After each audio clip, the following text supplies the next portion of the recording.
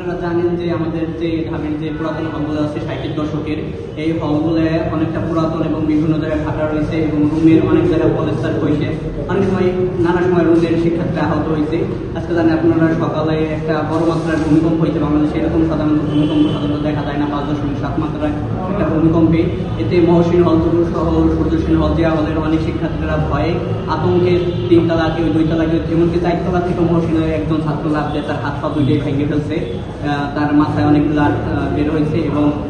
তার পরবর্তীতে তার রক্ত দেওয়া লাগছে। এই পরিস্থিতিতে ক্ষুব্ধ শিক্ষার্থীরা প্রশাসনের সাথে কথাবার্তা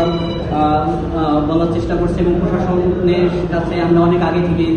আর্জি করে আসছি যে আমাদের মহসিন হল বিশেষ করে এটা হচ্ছে বইয়ের 2012 সালে এটা পরিত্যক্ত ঘোষণা করছে যে এখানে বসবাস ঝুঁকিপূর্ণ।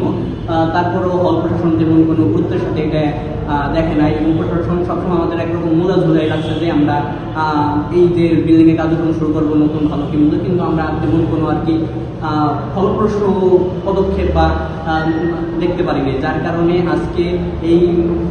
ভূমিকম্পের পরে মহসিনের বিক্ষুব্ধ শিক্ষার্থীরা আপনারা দেখে থাকবেন যে ঢাকা বিশ্ববিদ্যালয়ের বিভিন্ন স্থানে বড় বড় অট্টালিকা তৈরি হয়েছে শিক্ষকদের জন্য, কর্মচারীদের জন্য, কিন্তু শিক্ষার্থীদের নিরাপত্তার কথা কেউ ভাবে না কখনো, যার কারণে মহসিনের ক্ষুব্ধ শিক্ষার্থীরা যে কর্মচারীদের যে বিল্ডিংটা আছে এই বিল্ডিংয়ে দেখা গেছে অধিকাংশ ফ্ল্যাটই ফাঁকা পড়ে আছে। এই অধিকাংশ ফ্ল্যাট ফাঁকা পড়ে থাকার কারণে মহসিনের ক্ষুব্ধ শিক্ষার্থীরা এখানে এসে তাদের জীবনের নিরাপত্তার কথা ভেবে তারা এখানে এসে রুম দখল করছে, যে তারা আর ওই মানে যেখানে জীবনের ঝুঁকি রয়েছে সেখানে তারা থাকতে চায় না। যেহেতু হল প্রশাসন আমাদের কোনো কাঙ্ক্ষিত